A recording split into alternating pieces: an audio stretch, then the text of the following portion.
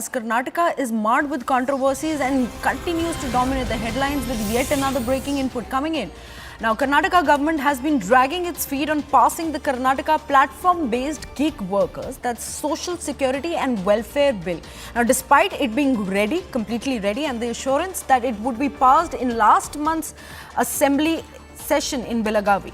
Now, the bill aims to provide social security benefits to gig employers but has seen pushback from platforms like Zomato, Dunzo, Swiggy, Zepto, Ola and others who are skeptical about the fund being utilized efficiently and the proposal to have cess on every transaction to create a welfare fund for the gig workers.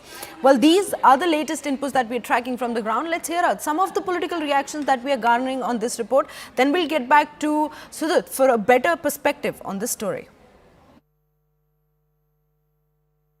What are the challenges do you think we face with the gig workers bill to be passed, even though the government has given several assurances? See, the point is, what we demand is we demand a comprehensive law for this sector.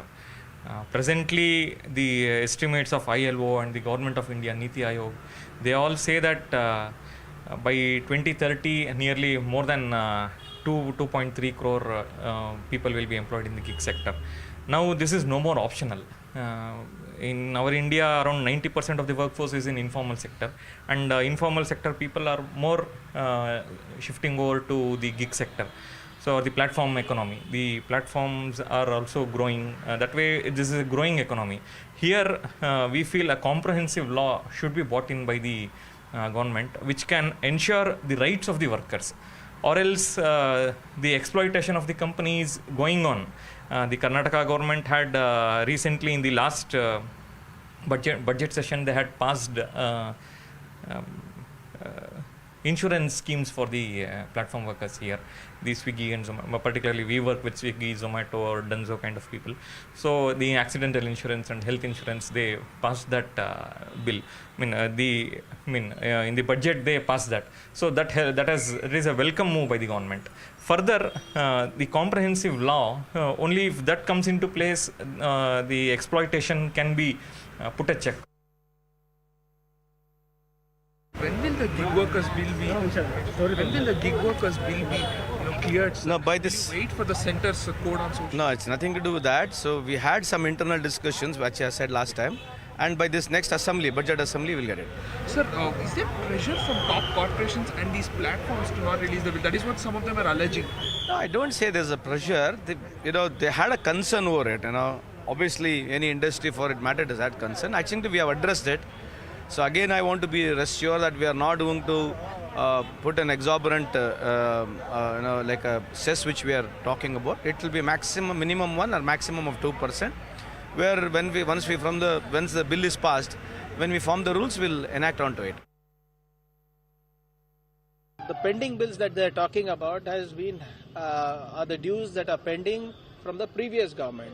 The previous government, when they had an allocated budget of 1,000 rupees, they have approved 1:10, like 10,000 rupees worth of work. So they have not maintained any fiscal discipline, or they have not maintained any financial discipline while allocating work, because they had a very fragile government.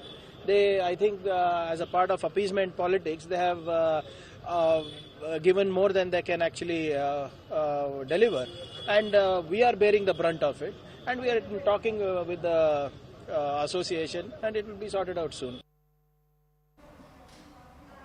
Well, Sudhit continues to stay with us on the broadcast. So that the pushback from platforms like Zomato, Dunzo, Swiggy, Zepto and Ola against the entire bill is a very interesting point that we came across. But what specific concerns do these companies have regarding the proposed cess on the transaction to fund gig workers' welfare?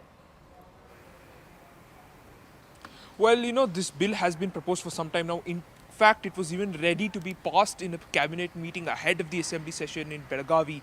But it seems there is a clear delay in actually passing this. It was supposed to be passed in the assembly in December itself, but it is yet to be done. And in fact, you can see Labour Minister Santosh Lal too, he has admitted it was a point of concern. The companies believe the 1 to 2% cess or the tax that they will have to bear the brunt of for this welfare fund for the gig workers can severely impact their business. So this is a point of concern that companies do have. And again, we have to see whether this is actually a point of concern that is pushing the Congress government against actually passing this bill, and making sure it is brought into the force as well. Because remember, gig workers form a major part of the economy, and as experts also have said, by 2030, the Niti Aayog predicts that over 2.3 crores workers from the informal sector will be part of the gig workers economy. So this is very crucial for their welfare, and this is exactly why experts, and in fact delivery partners body chief Vinay Sarathi, who we spoke to,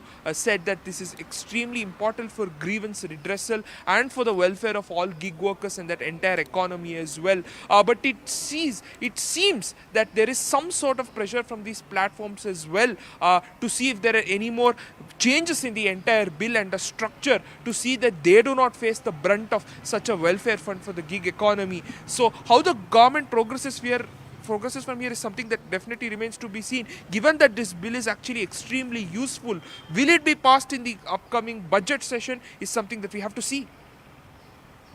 Right, you've rightly put it across, so that it will be interesting to see how will the upcoming budget sessions actually address these concerns on the pending bills. But